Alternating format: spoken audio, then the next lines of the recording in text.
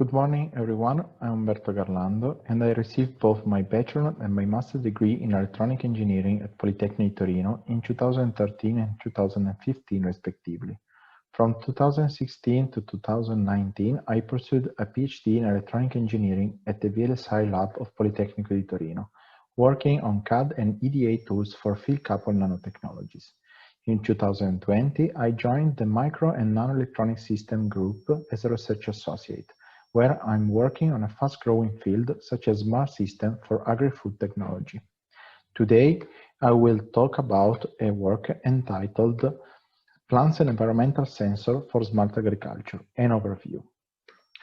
I will start with the introduction, then I will describe the sensor for plants and for the environment where the plants are growing. I will then move to the sensor data fusion, and before getting to the conclusion, I will describe the sensor network for smart agriculture. Let's start with the introduction. The world population is growing, and this results in an increase in food demand. Food security is crucial, and we need more precise monitoring and control in food agriculture. We face two main revolutions in agriculture. The first one regards the mechanization, and the second one regards the genetics and the genetic control applied to food production. Today, we are facing the third revolution, the so-called precision agriculture revolution. This revolution regards the adoption of a sensor and a smart system in order to control the food production and agriculture. Smart agriculture needs data, and therefore we need sensors to acquire those data. Different sensors are available, and today I will cover two main sections, plant sensors and environmental sensors. Let's start with the first one. When speaking of plant sensor, the most adopted is the so-called visual sensors. For visual sensor, I mean the usage of machine learning and classification applied on plant images. The authors of the paper in this slide show the possibility to achieve the 95% accuracy in disease identification, simply apply machine learning to plant images. Another important application of visual sensor is the so-called NDVI index, the Normalized Difference Vegetation Index. This index is based on the combination of visual spectrum, so the red, green, and blue, with the near-infrared imaging. The idea is that the healthy plants will reflect the green lights, while the stressed one with the low level of chlorophyll will reflect more in the near-infrared region. So the combination of those images will give us immediate indication of the plant status.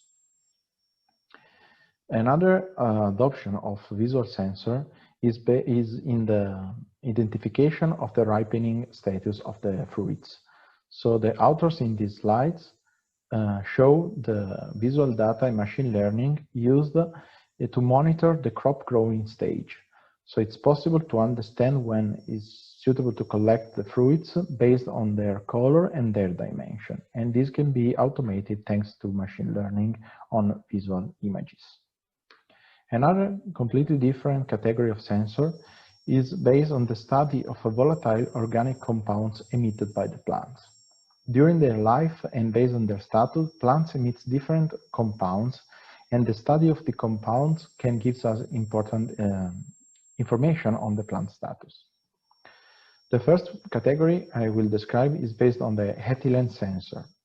Ethylene is widely adopted in understanding the plant status.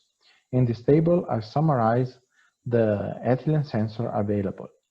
They are different on the method, so they're optical or electrochemical or simply, let's go physical, and they measure different type of quantity. So they can be photoacoustic, spectroscopy, and other kind of optical method, or chemiresistors and graphene-based field-effect transistor, for example, and also miniaturized gas chromatography in the last category. The most important column are the last one, where I indicate where the sensor and the sensor technology, it can be low cost and also mobile. So especially the mobile column is very important because we are going to have a system with, that can be moved in the fields. Another important compound that can be sensed is the methyl jasmonate. This compound is, for example, emitted by tomatoes during the ripening, and two main categories, electrochemical and chemofluorescent sensor, are available for this kind of compounds. Then I will speak a little bit about a completely different category, that is the impedance sensors. The idea is to measure the impedance of the plant stem in order to understand the plant needs. So by the study of the variation in the electrical impedance of the stem, it is possible to understand the plant status and its needs. Then I will move to the environmental sensor. So I show you sensor for the plants, and now let's move to sensor to monitor the environment where the plants are growing. This kind of sensor can also be used in a closed loop control, like in the greenhouses, where it's possible to actively control, for example, temperature and humidity, and also measure their quantity.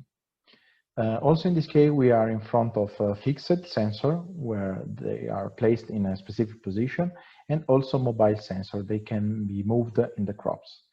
The trend in this sector is to develop a portable and low-power multi-sensor system capable of measuring as many quantities as possible. The quantity normally measured are light intensity, humidity, temperature, and soil moisture, and also fertilizer quantity in the soil. As I said at the beginning, I will just go through the so-called sensor data fusion. With this term, I mean the possibility to combine both data from the plant sensor and from the environmental sensor. And we can have better results if we combine those sensors together, because it's possible to understand how the plants react to change in parameters, in environmental parameters. In this way, it's possible to go through the so-called ask directly to the plants and to understand the plants' need directly from them. So the idea is to analyze together, for example, the impedance or the compounds emitted with the other parameter. And an example is that different species of plants probably needs different quantity of water in the soil. And so, for example, deciding to water a plant based on the soil moisture value maybe is not optimal. And we could understand by the variation of the impedance, the needs of water of the plants, and act directly based on that values. Finally, I will describe the sensor networks for smart agriculture. In smart agriculture, we are working in the fields where the crops are growing, and so specific technologies are needed. So for example, Bluetooth, that is always related to the IoT domain, is low energy and low cost, but its limited range in communication is a big problem in smart agriculture. So specific technologies and protocols like the LoRa and Sigfox are nowadays the most adopted.